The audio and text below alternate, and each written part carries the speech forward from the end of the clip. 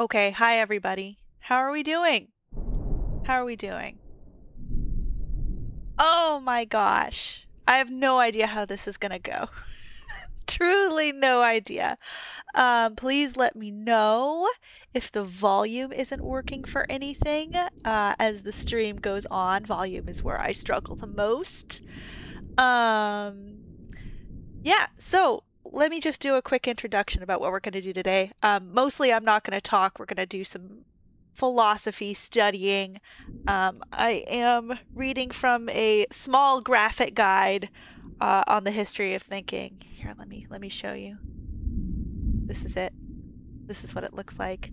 As you can see, Pepper has declined the invitation to join the stream. Um, Classic Pepper. So unfortunately at this party, no one is allowed to pet that particular dog. We just have this little cartoon dog next to me, uh, or at least next to this representation of myself, um, which I'm sure Baudrillard, I don't know how to say his name, would have some thoughts on.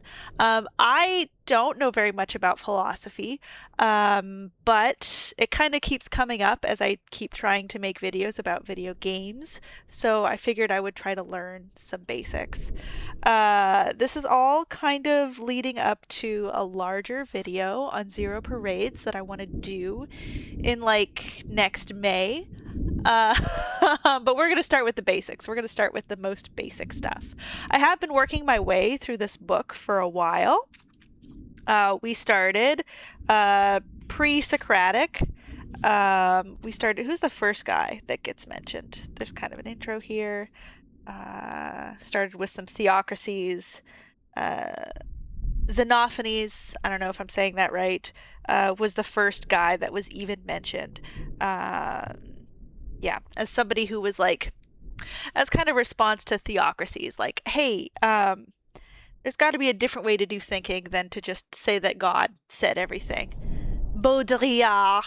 Thank you, Sakra. Sakra has actually read philosophy. He's just going to be doing data entry today, it sounds like. But so, I feel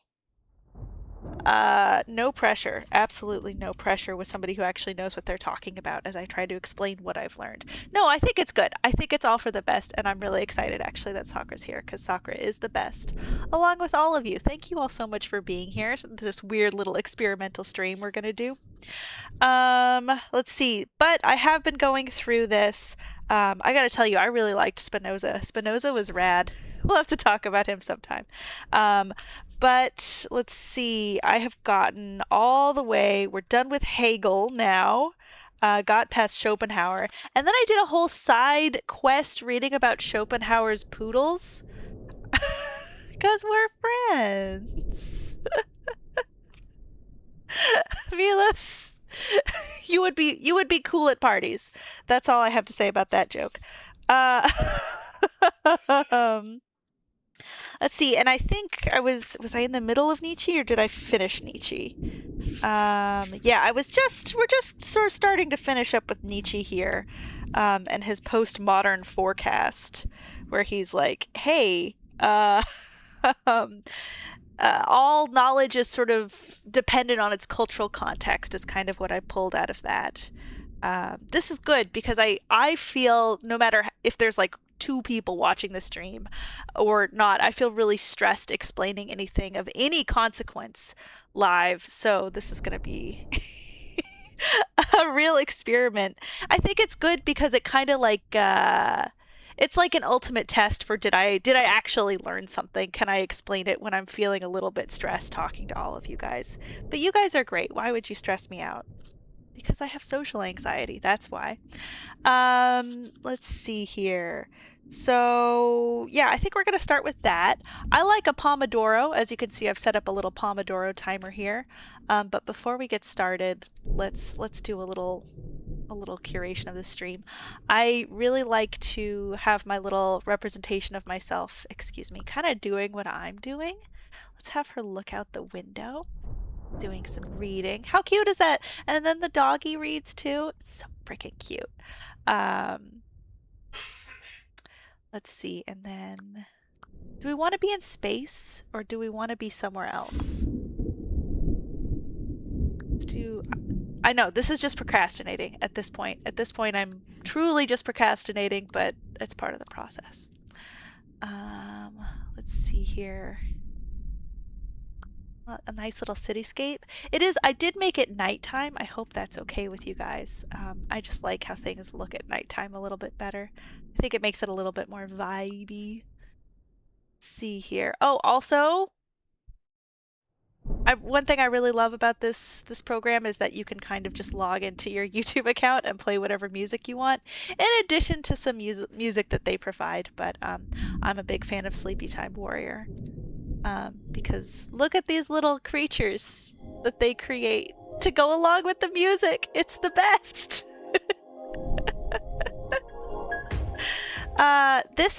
This is just a game. It's actually 50% off right now. It's called LoFi Sessions. Let me link it in the stream. Uno momento.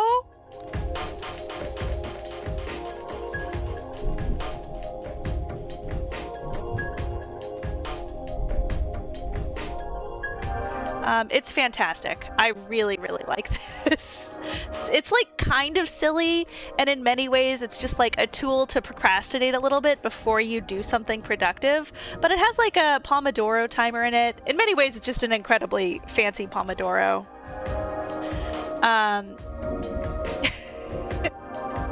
Oh good, I'm glad we're accurate with your situation, Sakura. Yeah, so it has like a Pomodoro. It has like a little calendar with, you can add your little habits or whatever, which is cute. I like to take notes in here. I think I've decided, unless you guys are really, really interested and also can read it, which seems like a big if, I was gonna take my notes outside of this app, if that's okay. I'm just sort of waiting for it to show up here on the screen that I'm monitoring the stream with.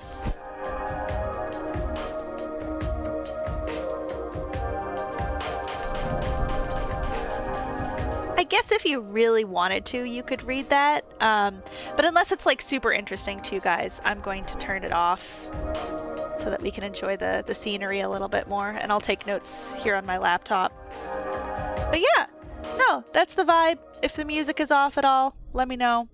But yeah, let's just get started. I think that's all the intro stuff I wanted to say. Cool.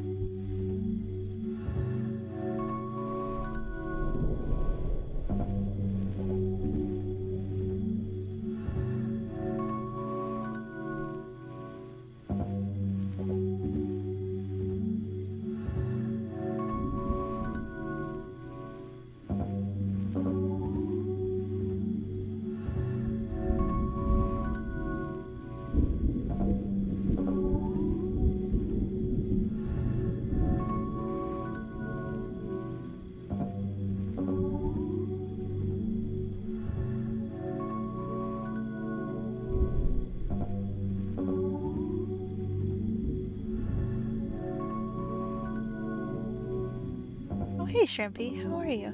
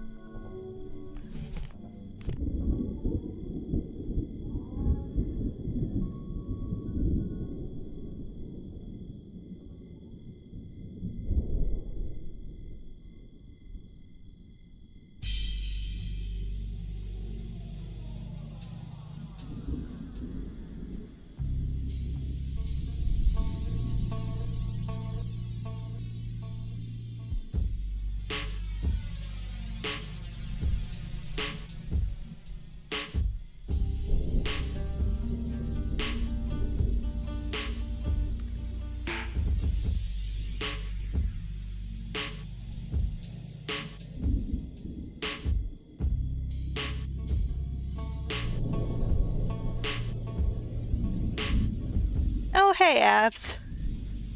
Yeah, man, I'm not envious of that heat wave. It's good to see you, though. Welcome in. Stay cool.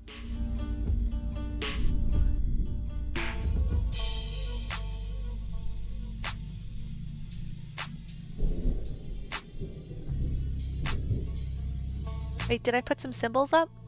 What do you mean, Sakura? Should I be worried about this? Is this the thing I need to worry about?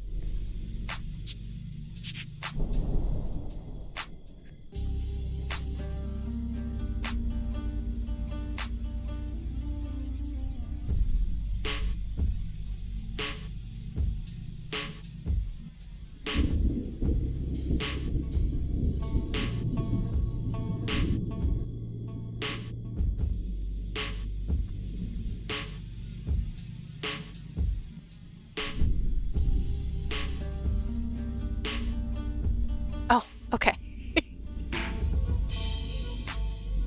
Oh, right.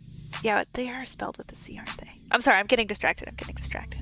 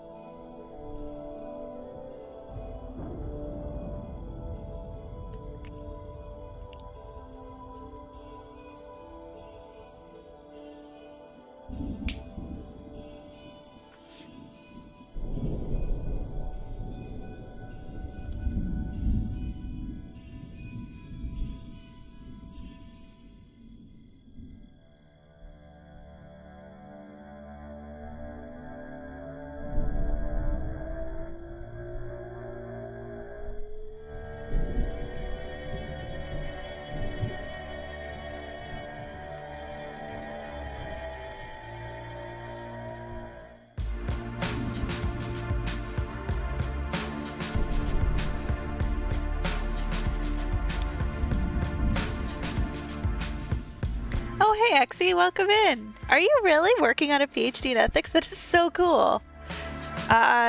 You're in the right place, because I don't know diddly about philosophy. I'm starting basically at the beginning.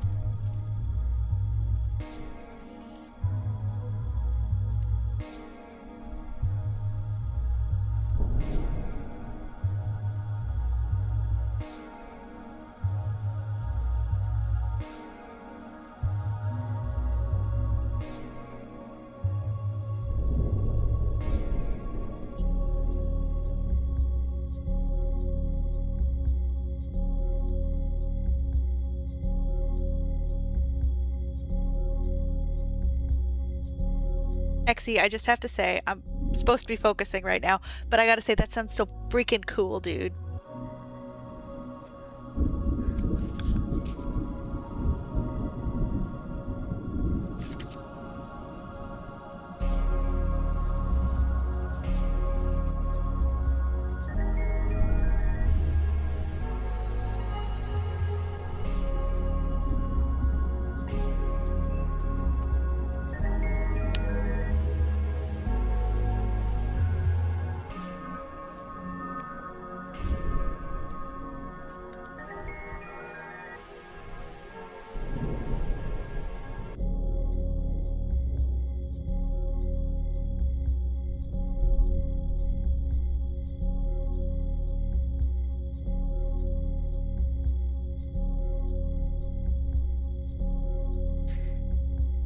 I mean, it's sort of true, Sakura, but I suspect you mean it in an extremely different way than the people who are like that.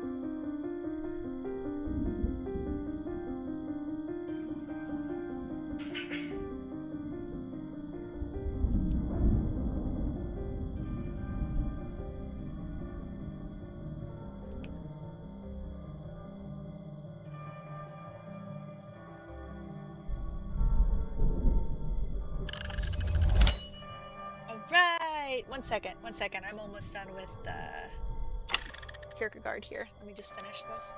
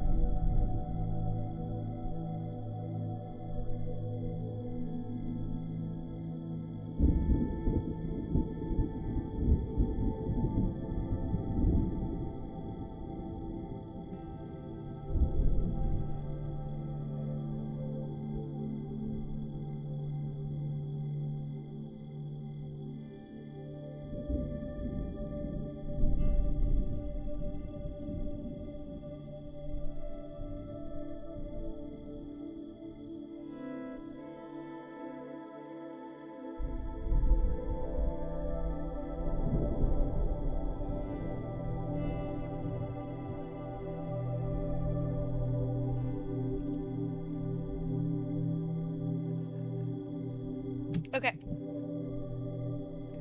Break time.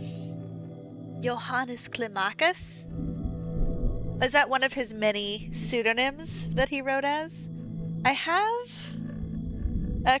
read some Kierkegaard's quotes recently in the intro to this essay by Oscar Wilde called The Critic and the Artist, which I was reading because it kind of sparked my interest after playing the Beginner's Guide. Because the Beginner's Guide is all about talking about video games. And how that can become toxic, or how you can enter into a toxic relationship with the artist and the relationship between the critic and the artist. Anywho, I just thought that this Oscar Wilde book would be an appropriate read to help me think more about it. Let me see. Did I highlight any of these Kierkegaard quotes? Dude, the Beginner's Guide is so good. I played it for the first time this year, and it blew my mind. Exy, by the way, what is your thesis about? I mean, you mentioned that it's about video games and or game design and art and tech, and the ethics in there, but do you have a title yet? Or I'd love to hear a little bit more about it. Let's see.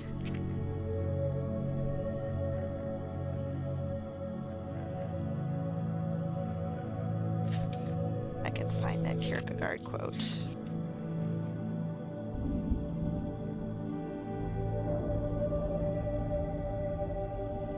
Yep. And it's the Climacus pseudonym. Let's see. This is on. He's writing, I think he's writing about Anyway, let me just read the quote and then maybe we can think about it. Here my soliloquy was interrupted, for my cigar was smoked out and a new one had to be lit. So I smoked again, and suddenly this thought flashed through my mind. You must do something, but inasmuch as with your limited capacities, it will be impossible to make anything easier than it has become. You must, with the same humanitarian enthusiasm as others, undertake to make something harder. This notion pleased me immensely. And then an ellipses.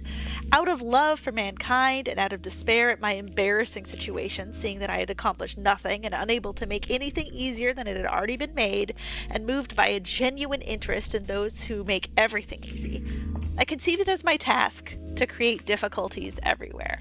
I think that's so fun, and I think he's the way that the author of the intro at least puts it. It's like the role of the artist is to make things harder, to deepen life's mysteries, and then the role of the critic is to deepen art's mysteries. And I just thought that was so interesting, dude.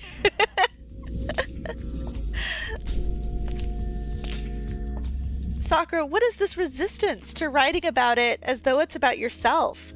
I have this theory about philosophers that like the thing that they get hung up on is like their core conflict within themselves. Like, actually, this is something that Catburger said to me once.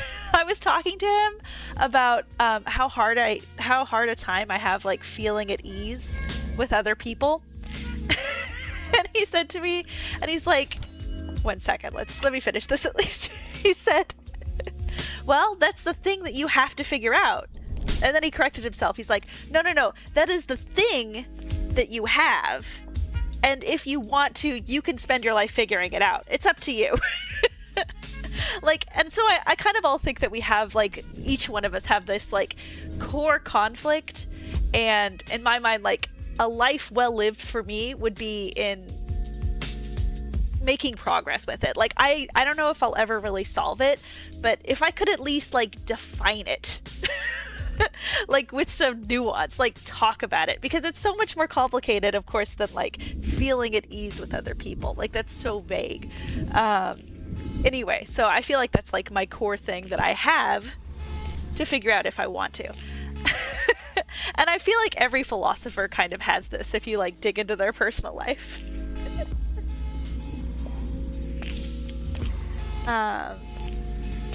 Let's see, not quite to the point where you have like a thesis title, but you really want to address ethics and community management. Interesting. Talk about having a difficult time with other people in terms of communicating design choices and in live service games. Oh, that's really interesting, which has a rich and complicated history. Oh my God. Yes, retro MMORPGs and griefing. And why not make it about yourself since you're, yeah, so true. I'm with Exy on this. I have tons of core conflicts. Okay, yes. I think it often manifests as many core conflicts, and maybe this is just optimistic, but is it possible that they all have the same root cause? Maybe that would be too convenient. And also, I don't know what the fuck I'm talking about. I'm just throwing ideas out there. Anyway, is there anything I wanted to share particularly? Oh yeah, okay, so Kierkegaard, it talked about how he objected to Hegelian both and dialectical processes, and I think what the book was talking about is like this idea of synthesis, that there is a thesis that you put forward and an antithesis, and then that gives you a synthesis. But then like that's what Kierkegaard doesn't like, because he's like, okay, but individual people like sometimes have to make a flippant choice between one or the other. And so that was his objection to Hegelian like both and dialectical processes. But I feel like what Hegel was kind of getting at was like this long arc of all of human history, and I feel like Kierkegaard, at least the way that the book put it, like was not really responding to that particular scope, but whatever. Anyway, I wrote in response to this, Kierkegaard, this one weird Christian, Derrida hates him. Because I feel like Derrida, with his like obsession about binaries and breaking them down, would be like, that's so wrong, Kierkegaard. You are so off for that. With the beginner's guide specifically, the problem of the protagonist is that he's making the art about himself, and the artist doesn't wish that. Yeah, they aren't making to communicate to others. Well, narcissist gonna narcissist. As someone who, like, you know, recognizes a lot of narcissistic tendencies in herself. I don't know if I would call myself a narcissist, because that seems, I don't know, just seems pathologizing. But as somebody who recognizes those tendencies in myself and tries to keep an eye on them, like, yeah, no, that's, some people are just going to do that to your art, no matter what. So the critique then makes the POV character of the game about themselves, just as the POV character makes the art about himself. And I guess like my response to that is like, is that immoral? Like, I don't know if that's unethical to do. Like, I don't know, I think as folks who write about video games, at least as somebody who writes, like, that's the lens that I use to write about video games. I make it about myself, wrapped in a package of a designer who's making a game. He wants to play. He wants you to play and casting you as the protagonist. Yeah.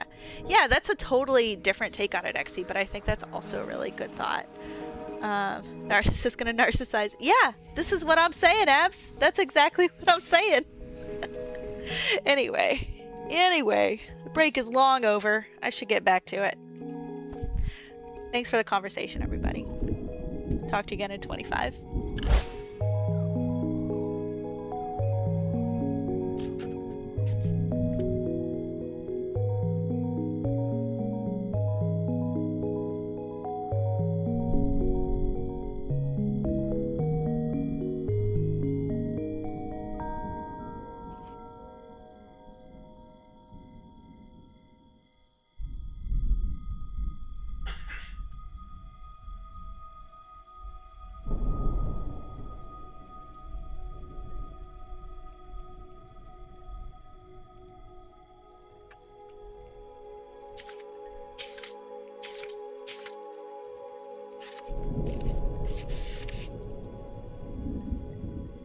Oh, great news, everybody. I'm getting into materialism. I'll finally figure out what materialism is. Jesus Christ.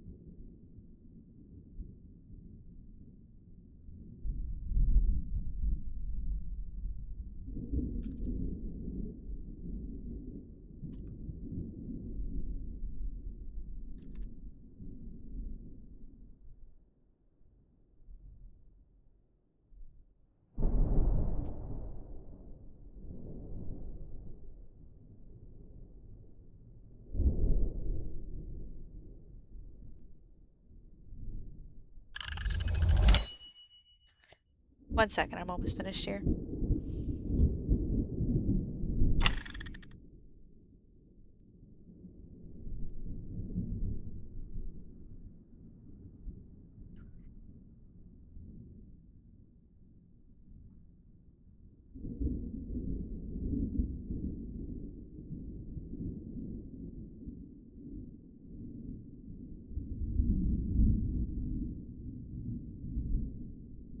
Okay, materialism is complicated. I mean, it feels really simple in that I guess it's the point of it, as I understand it, is just like material needs come first. And I've been reading all these 19th century philosophers who are really um, stuck in the abstract, I guess because they're idealist, which means that like idealist ideas are the only thing that's real, man. And so you end up in these really abstract places and really focused on the abstract. I think Hegel kind of being considered the patient zero of this, where it's like it's thesis, and then I have this idea which is my thesis, and then I have or somebody else is like, I hate your idea and I think it's stupid. And that's the antithesis. And then somebody else comes along and they're like, wait, I think you both have good points. Here, I think these aren't necessarily in conflict with each other. And then that's the synthesis. Oh, right, the music stopped because it's about an hour long and we've done 2. Let's see. Hey, Ryan, how are you? Welcome in. Thanks for calling out the music. I didn't even notice. Let's see, do we have opinions on what the music should be?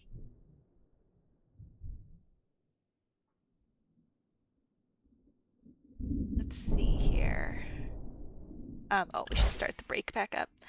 I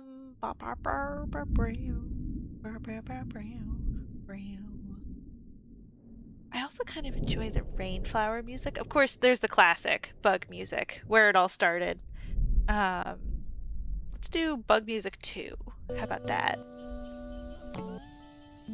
Yeah, that's chill. I don't think this quite works. This setting now. Let's change the setting. Let's actually head. Where are we gonna head? Let's go to the fireplace. I'm not gaming. Let's say writing just to change. Well, let's say typing just to change it up. And then let's turn the fireplace on. Yeah, that's nice. Maybe a little bit of rain. Not too much rain. Turn the rain way down. And also the fireplace can go down a little bit. Okay.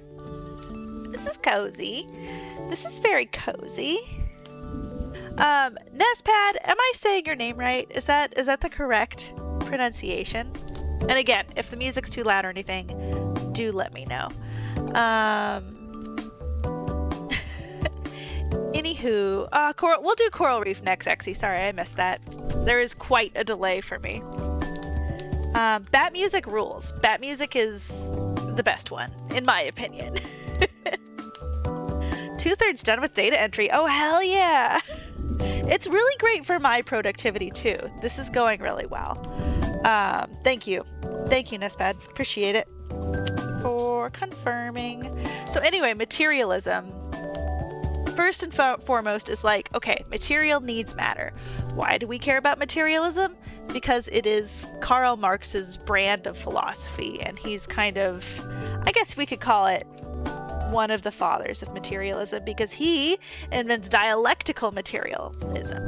Now, what is dialectical materialism? Well, a dialect is a conversation, but Hegel's like, no, it's so much more than a conversation. It's this whole thesis, antithesis, synthesis thing, right? Which I already explained. So then, materialism, dialectical materialism, I guess, is like, yes, this thesis, antithesis, synthesis thing is happening, but also, who gives a shit? Because what really matters is the people and their material needs. Like, we philosophers, especially the idealists, have been really really hung up on their ideas, and not really focused on, like, okay, how do we make the world like a better place? And Marx is like, I think we can make the world a better place with these cool ideas we've been having. And that is my interpretation of materialism. I don't know, how'd I do? I feel like I'm missing a lot here.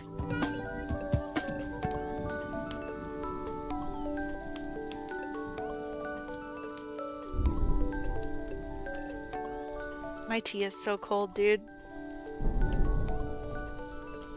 Next break is a tea reheating break.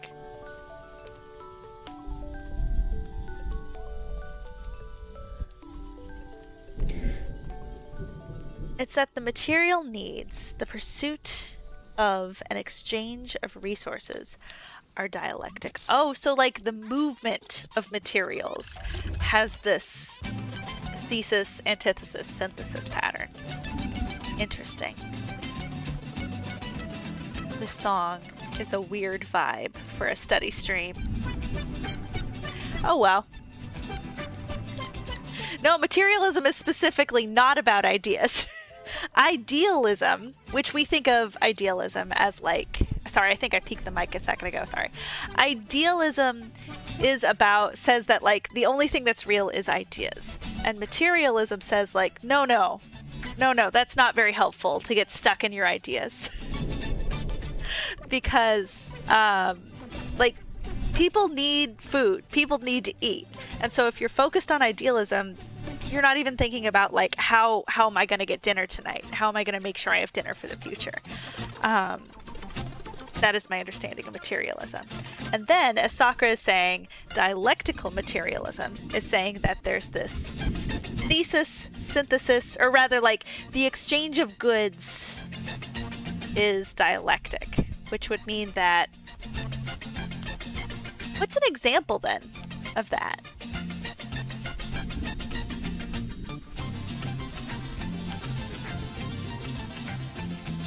For Marx particular, it's the contradiction between ideas and values with material conditions with drive change, drive synthesis of new ideas. Oh, okay, so there's like an interaction between the materials and the ideas.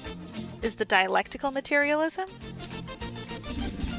And the material conditions, how I'm going to get dinner tonight, drives the synthesis of new ideas. Which totally makes sense. It almost feels obvious. Does it feel obvious? Oh shoot, we're 2 minutes into the next session. Okay, I'm gonna get back to it.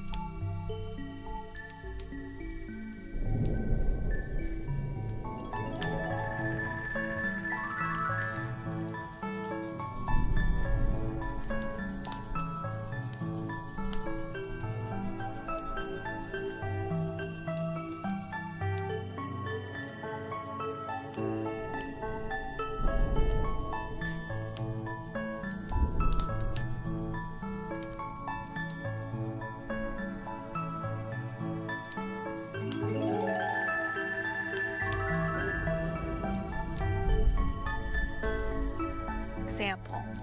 It's like coffee is a valuable good. We care about coffee because what it does for us gives us energy. So we can form ideas about its value because it's already a value. The ideas don't dictate value. Okay, that literally matches with the last sentence I just read, which is consciousness does not determine life. Life determines consciousness. And in this sense, it's life as in like the everyday. The coffee that I'm drinking, that's life. And consciousness here is, I guess, the value, which is an abstract thing. Okay. thought can't create reality. Reality creates thought.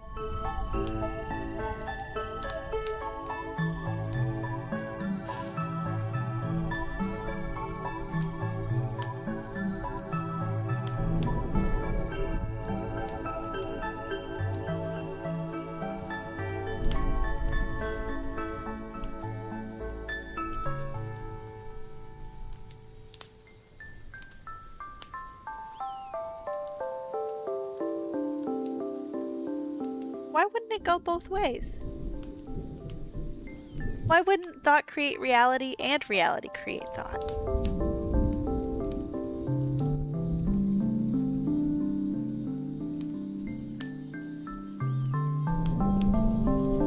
Anyway, thank you, Sakura. Appreciate it. Can't value what we're not in contact with. That does make sense, yeah.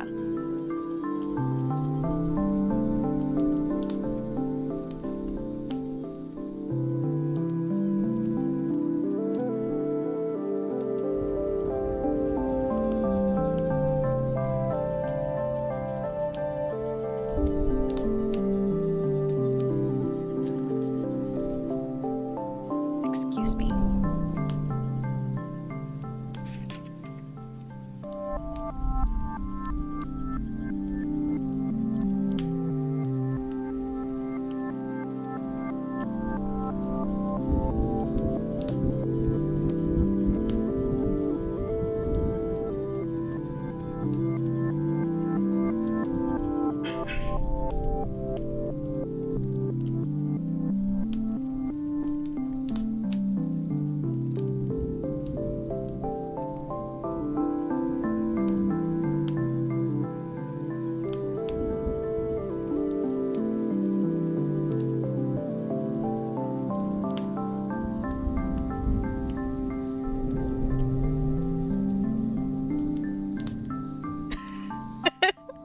Postmodernism is later. Okay, fair enough, fair enough, fair enough. Just descriptive. Okay. For Marx, descriptive. Okay, okay, okay, gotcha. It's a good question, Ryan.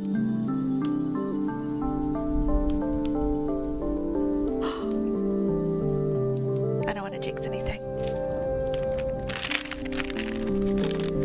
Someone came over for their midday snack.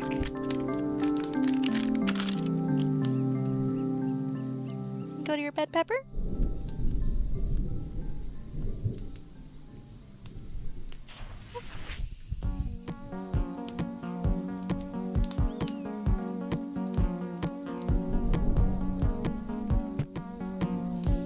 Let's see, will she hang out? She might hang out. Let's see if she hangs out. We can enjoy the suspense together.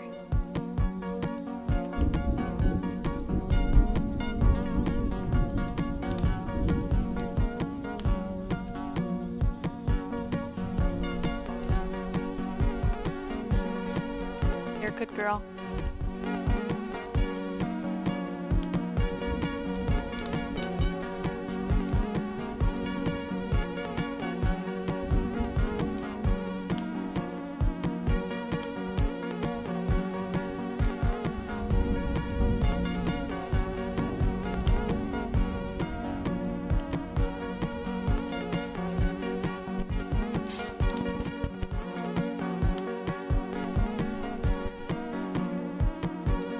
Like Pepper's take on this is that I think she's a materialist first and foremost, because that's the way that she could get TREATs.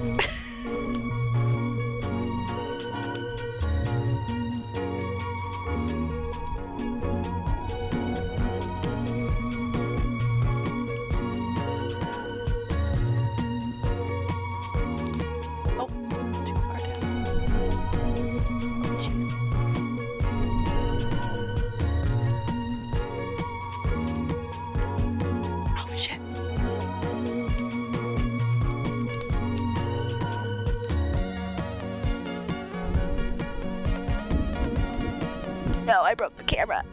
So distracting.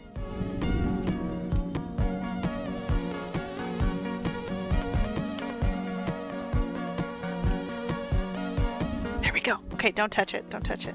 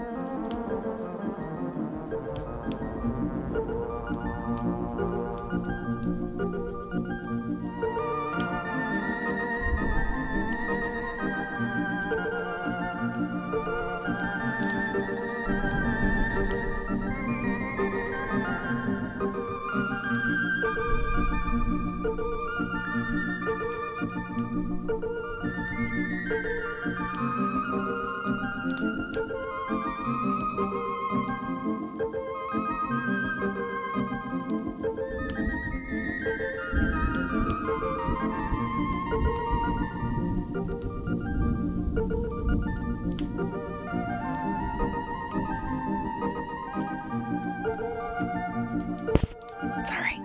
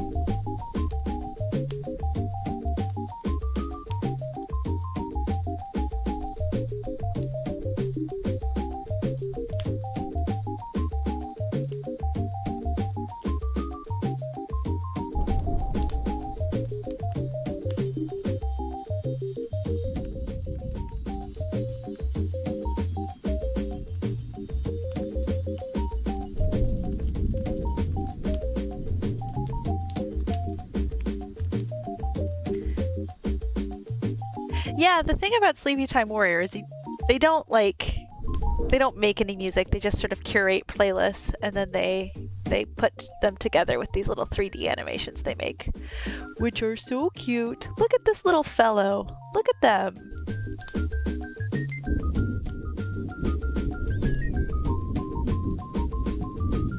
And I really like it because like sometimes I'll recognize one of the songs and it's like mixed in with new songs. So it feels like a real playlist to me, you know?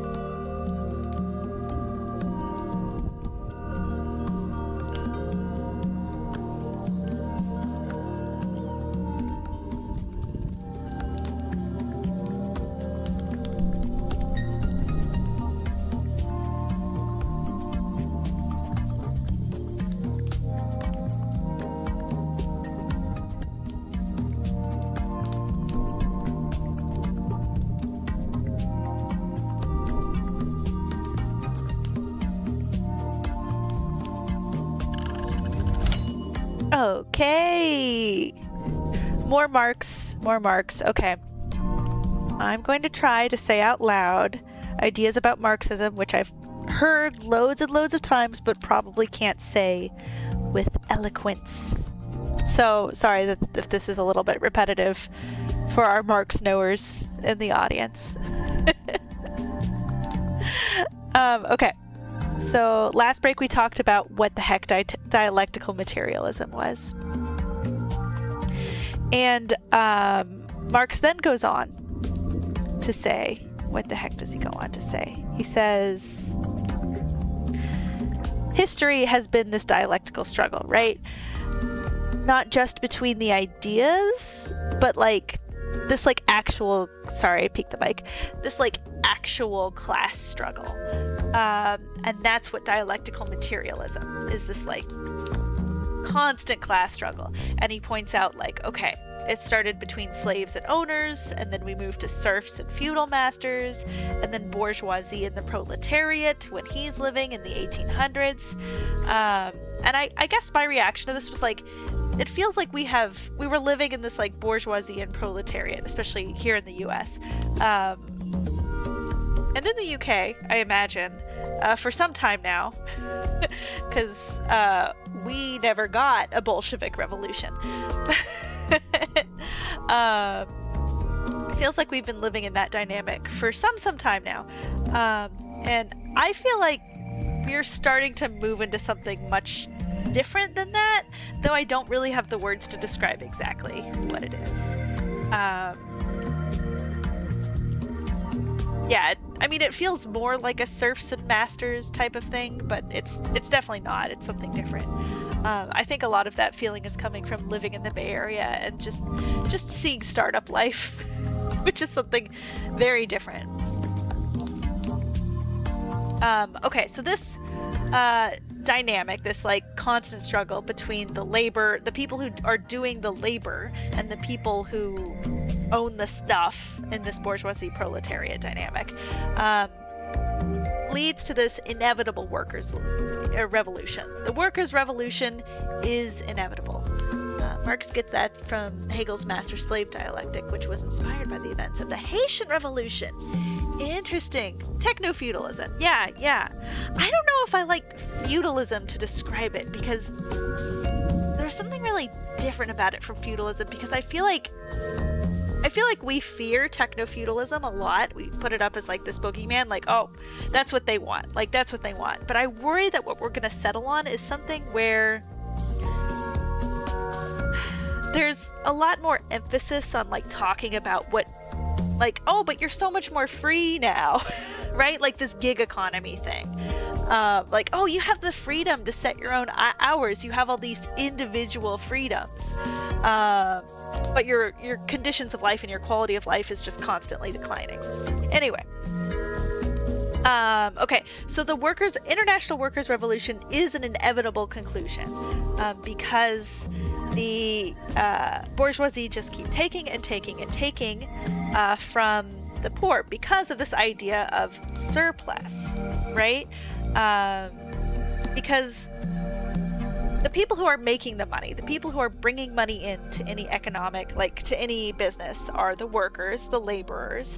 And while the capitalist bought the building and bought the machines or whatever that the laborer uses, I need to explain more. Sorry. Also, let's look at me again. Techno-fascism? Yes. Maybe techno-fascism.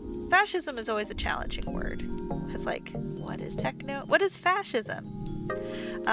In Zero Parades, the new game from Zaum, there's a definition of it as fascism is a state of being constantly in war, which is interesting. Well, to bring in the Marx, the technologies themselves create feudalism, even without a lord or master. Yeah, which I feel like this idea where the technologies themselves create, like that's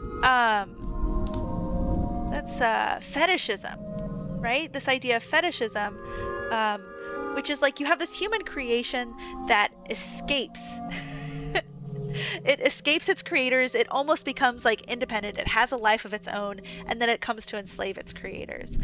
Two ideas that come to mind for me immediately are like TV and internet and like these media focused things. But Hegel and Marx, they cite like religion, state, private property. Like these concepts. We didn't always have religion. We didn't always have the state. We didn't always have private property. But these ideas feel so much bigger than one person, and they rule our lives. Zero Parades is so good, and actually this whole like philosophy study stream, it's inspired by me wanting to put together a really long Zero Parades video talking about all the philosophies within it. It's really concerned with post-history, kind of in the Fukuyama sense, and it's really into Zizek, which I think we'll have to read on this stream at some point, and I'm not looking forward to. But Neil Gaiman's American Gods. Are the gods the objects that have escaped? Like, is there a god of religion, a god of state, and a god of private property? God of religion, that's an interesting idea. Any hoozles, that's fetishization. That's fetishization. Television, internet, become god characters, yeah. Dude, Zero Parades, so good. So good. I think it's better than Disco Elysium. Sorry, not sorry. I do need to play Disco Elysium to make sure I still feel that way, but I think it's better than Disco. Anywho, so David Ricardo in the early 1800s, he says that the value of any particular, he's an economic philosopher, and he says the value of any commodity is just made up of the hours of work put into it.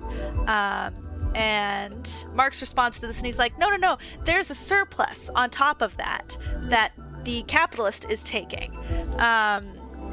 So in that way, the capitalist is stealing from the worker because all of the money is coming from the worker, and eventually the worker produces enough surplus to pay, that would pay for the machines that they're using, that would pay for the building that the work is being done in, and that surplus and some, because it's a constant income stream in, is being stolen, by the bourgeoisie. Which means that the worker is working more hours than his necessities require. And because there's just this constant drain on the working class, that means that this industrial eventually, this is the contradiction of capitalism, as I understand it, is that we live in the system and it seems good, and we get more and more of a surplus, which we then get cheaper and cheaper goods, and you can go to H&M and you can buy a cute outfit for super cheap, but it's fast fashion, but that relies on alienating workers from their labor in Indonesia, and hurting other people, and then just more and more money gets stolen from the working class. Thanks to globalism, this happens in a global sense, and eventually the international workers' revolution becomes inevitable. That's my understanding of it, and I think I did a really poor job explaining it, but anywho, that's my first attempt at summarizing Marx's ideas. Okay. Oh, I said I would reheat up my tea. One moment. I'm still looking at the chat. I'm just gonna pop over. I'm gonna mute my mic so that you guys don't hear the sounds.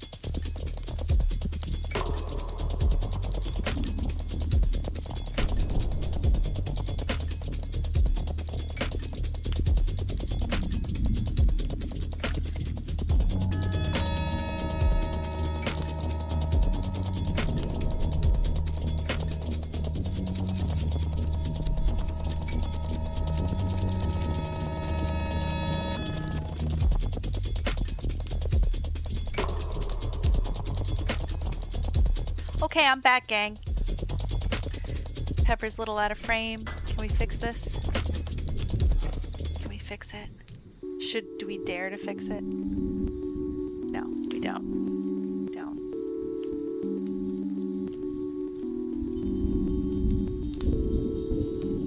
Okay.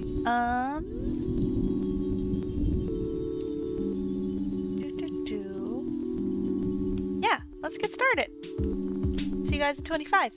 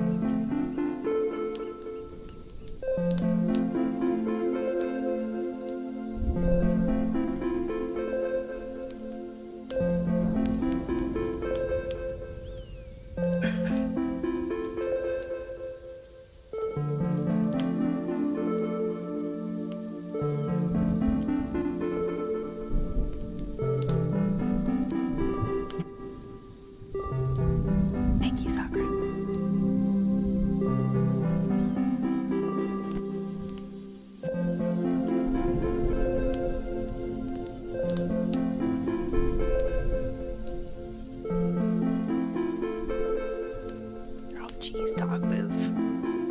Here we go again. Girl. Sorry. My dog.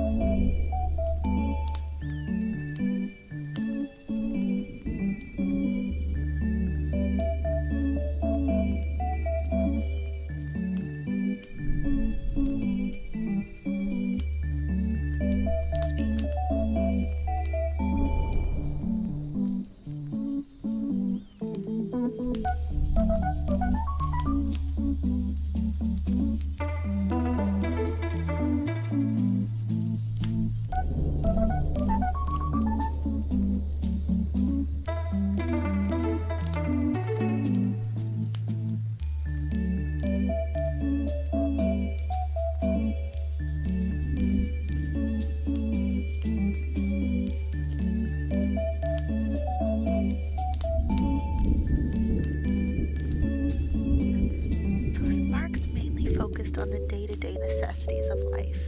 Does he have thoughts on large-scale progress? Marx definitely has big thoughts on large-scale progress. Marx was a materialist. This is good. It's like a pop quiz from earlier, which is in contrast to the German idealists like Hegel that he was really influenced by.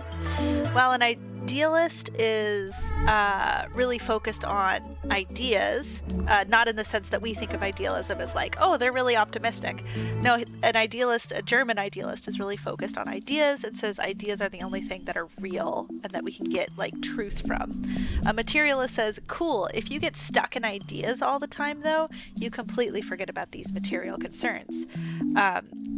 And Marx believed that the material concerns are actually what drives large-scale progress. So he believed that the materialism was the thing that forced the large-scale progress. And he had like a really like determinist kind of view on what that large-scale progress would look like. I was just reading about his like inevitable, like the revolution is inevitable ideas.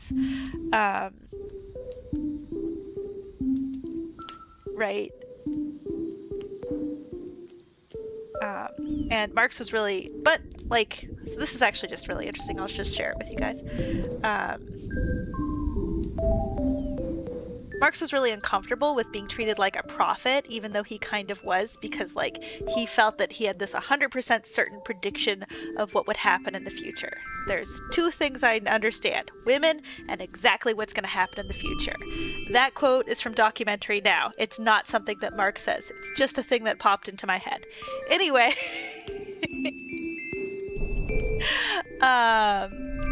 but he was treated by his disciples as like kind of a prophet, which feels really silly now because like capitalism has really proved to be quite resilient to this sort of international workers' revolution that Marx predicted, and the result of that, the long-term effect of that, is that we don't really think of any economists as like knowing exactly what's going to happen. Nothing is inevitable. And, you know, another big issue with Marxism is that a lot of these Marxist principle-founded societies that like saw themselves as the bearers of the large-scale societal progress that Marx was talking about were completely economically and morally disastrous, right? Like Stalin is a bad guy. It's gotten pretty good at postponing or suppressing the inevitable. Yeah. Marx is almost exclusively concerned with large-scale economic conditions of the society, but he considers the locus of society to be the labor and blue-collar class. Yeah. Precisely so. Okay, back to it. Does that make sense, Ryan?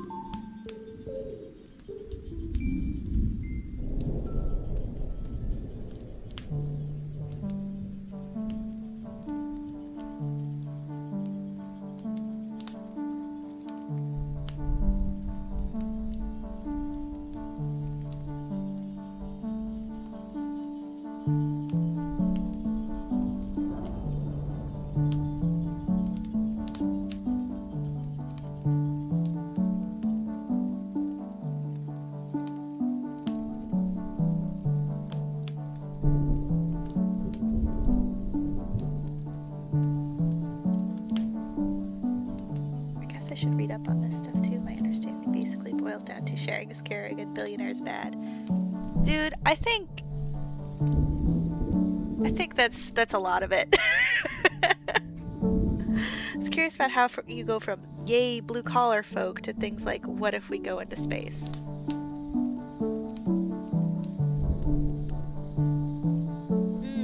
Or let's build a global network of computers. Yeah. Me too, brother. Me too. I mean, I guess, like, what are the forces that are driving, like, what if we go into space? There's the desire, this, like, innately human desire for human progress, right? Like, it would be cool to go to the moon. It's neat to see the Artemis mission be successful. Let's build a global network of computers. Kind of the same thing, like the internet.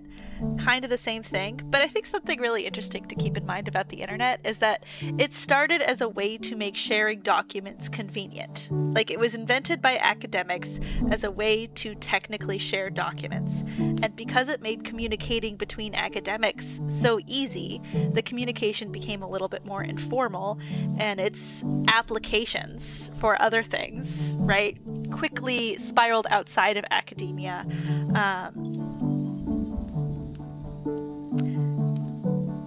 So like I feel like the question that you're getting at is about technology, which I feel like Marx kind of isn't that concerned with, like new technologies and innovations, despite being so hung up on the effects of the Industrial Revolution. I don't know. Did Marx see did he predict additional technical revolutions? Like, maybe he did, but he kind of said, like, but that'll just be more of the same. It'll just create more ways for billionaires to extract money from laborers, who we could call, like, blue-collar folk. It's hard enough to distract people away from their material needs in order to vote. Yes, I keep thinking that too, Ryan. I keep thinking that too as I'm reading this. How do you convince all these people to invest in mega projects? Yep. These are the questions. These are the questions. Yeah. I wish I had an answer.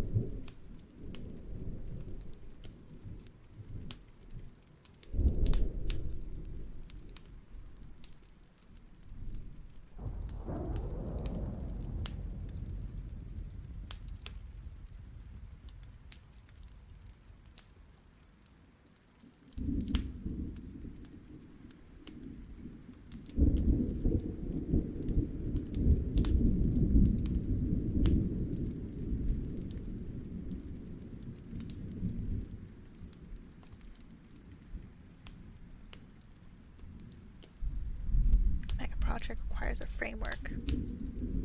Not going to directly invest in whether we go to space.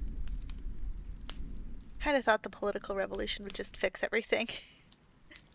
Post-Marxist accelerationist types in the tech industry. Yeah. And I mean Zizek, who's a total accelerationist, despite, like, I think being pretty not that into technology or suspicious of it, I guess I would say. I don't know. I don't know his works that well. I'm just sort of going off of his reputation, quite honestly. But you can go to space under hypercapitalism, or you can go in Star Trek Federation kind of way. There have to be other ways to go to space, because going to space is cool. You know? I think going to space is such a nice, for me, it's such a nice metric of a society. Like, how likely is it how likely are we to go to space? Just as a metric of, like, how excited are we about the future? How excited are we about the possibilities that humans could bring about? And in my mind, like, a good society has, like, the mental space to, like, get excited about that sort of thing, you know? Marx wouldn't be down with Star Trek. Yeah. Somebody on Blue Sky said, me and my friend, this is not me, this is somebody on Blue Sky talking to me. They said that, oh yeah, me and my friend like to think of Star Trek as propaganda for a, like, fascist empire. Like, that's the lens we like to view it through for funsies. Like, oh, look how good and right we are, but, you know, you always have to do things our way, or, you know, things just won't work out for you. Like, that's, like, their take on Star Trek, which I thought was interesting. I think, yeah, Ryan, I think this will be an unsatisfying answer for you, but I think the questions that you're asking are a big reason why I wanted to start this stream, which has a lot of unsatisfying answers in the moment for these very good and big questions that you're posing.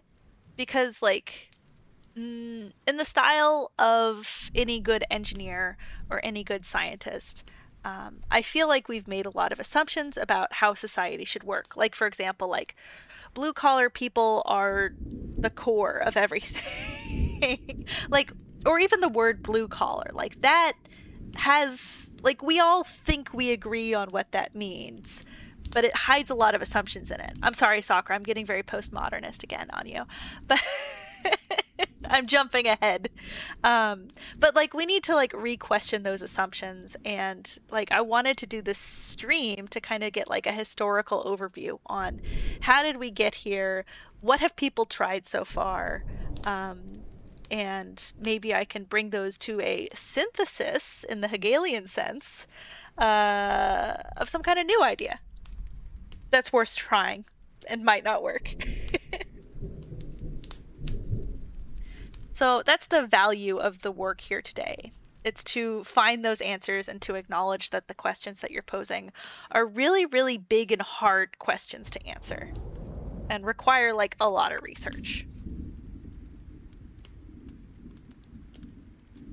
What if everything is just like symbols? Man, if I had like a drum kit sound with some symbols on it, that would be perfect, Sakura. That would just be perfect.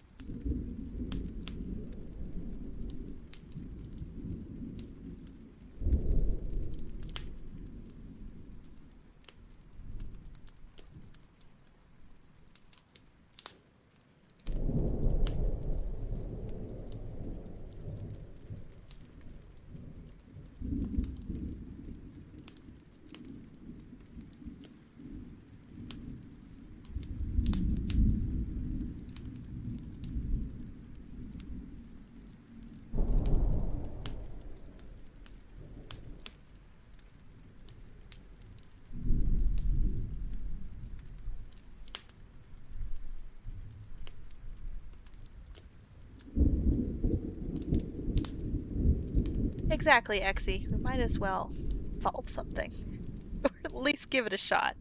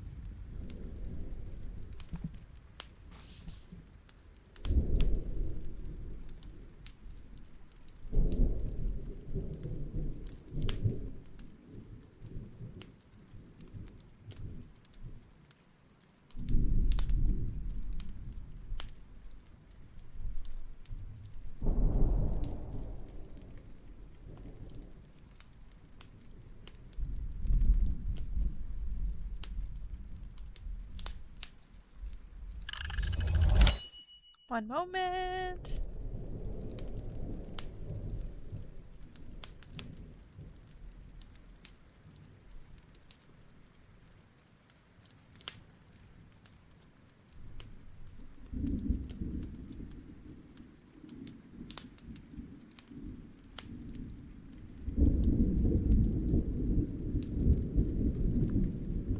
Did Mark say anything about the white collar worker or the pink? No, not the pink collar worker. This is my big criticism with Marxism. Is that it really fails to take into account things like sexism, racism, homophobia. It really sucks at that sort of thing. white collar work, he would I think maybe he would call them like petty bourgeoisie. Maybe not. Like, and you have to remember that when Marx was around, society looked really different from it did today, from the way that it did today. Like, factory work still existed in a meaningful way. In England, where he did a lot of his writing, certainly in Russia, you know. Um, And I think a lot of what modern Marxists and post-Marxists are struggling with are these failures of Marxism, right? Like he predicted this inevitable revolution, but that never happened. That never happened. Capitalism is a slippery little beast, right? Um, yeah, and I don't know. I kind of feel like even today, post-Marxists are really failing to take into account the power in the solidarity of respecting people, basically. Respecting people for more than their labor, respecting them for their identity, for who they are, for being gay or trans or a woman or black or indigenous, That never happened yet. We can dream. We can dream, Abs. I think it's the inevitability that I find very disappointing about Marx. I think when you create a way of thinking that assumes that something is inevitable, you affect the possibilities around that thing being inevitable, right? Because now you're aware of it. But we can talk about free will some other time.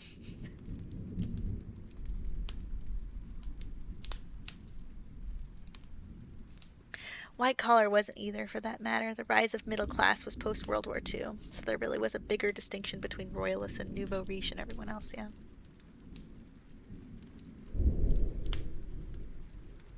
We really do gotta do a thing.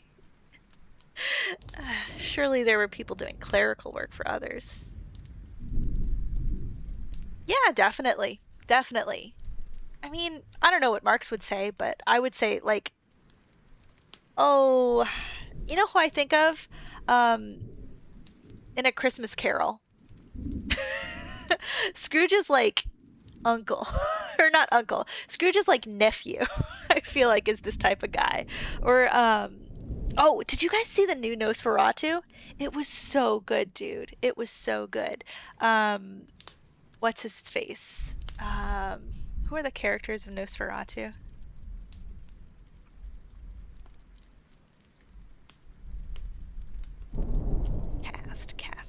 Cast.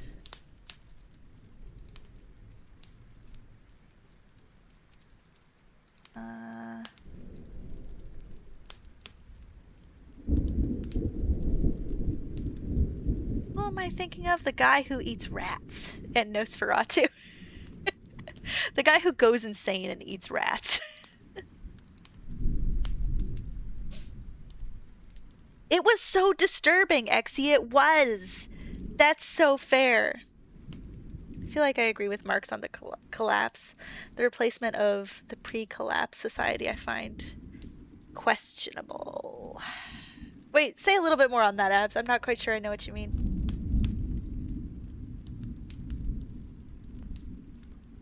It distracts from this idea of like identity issues, distracts from class and large scale struggles.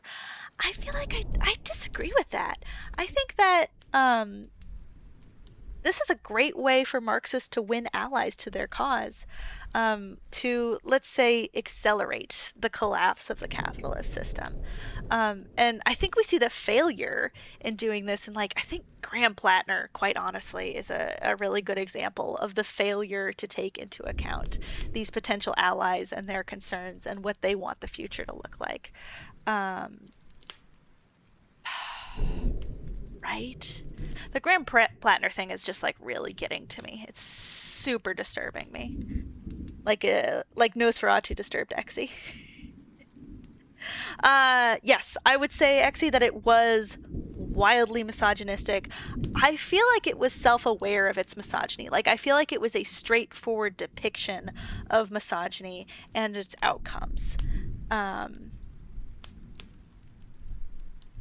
That's how I interpreted it.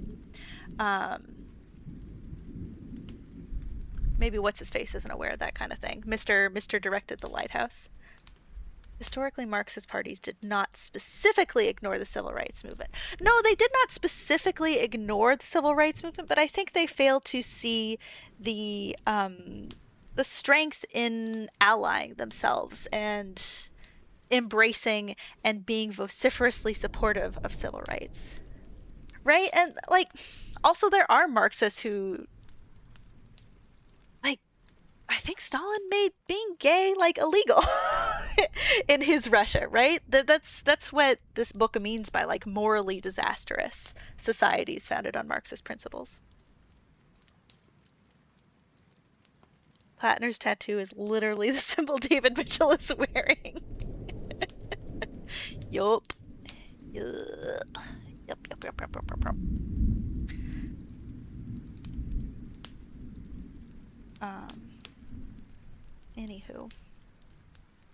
Anywho. And I think also Marxism, as I'm reading about it today, I feel like fails to take into account the impact of culture. And I was just reading about, like, I'm going to pronounce it wrong, but like Marcuse and Raymond Williams is a guy I've been reading lately, and Antonio Gramsci, these people who have been like, okay, so we talked about the base and the superstructure. I actually don't know if we talked about the base and the superstructure. So one Marxist idea is that because he's a materialist and material stuff matters, he says that the shape and structure of society is determined by material needs, and that makes up the base. And these are, oh, hello baby, hello baby. Hello baby. Okay, it's almost time to go. It's almost time to go, my love. We'll end stream soon. In 1933, homosexuality was recriminalized in the Soviet Union. Yeah. And it's not like capitalist societies are good at this either. Like, everybody's fucking it up. Oh, you said they did ignore. Sorry, Sakura. I can't use my eyeballs.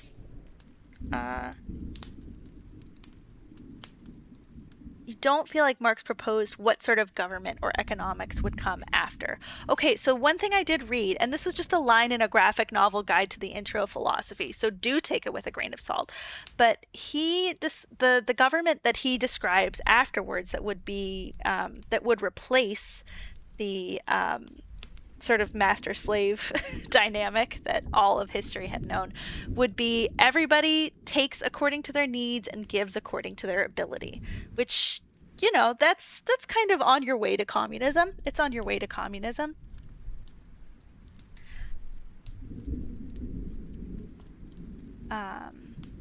Anyhow, what I was saying is I don't think that Marxism really takes into account the impact of culture on both the base and the superstructure. And the base is basically all of the economic realities. Base would be capitalism in the US, or hypercapitalism, or whatever it is we're doing now.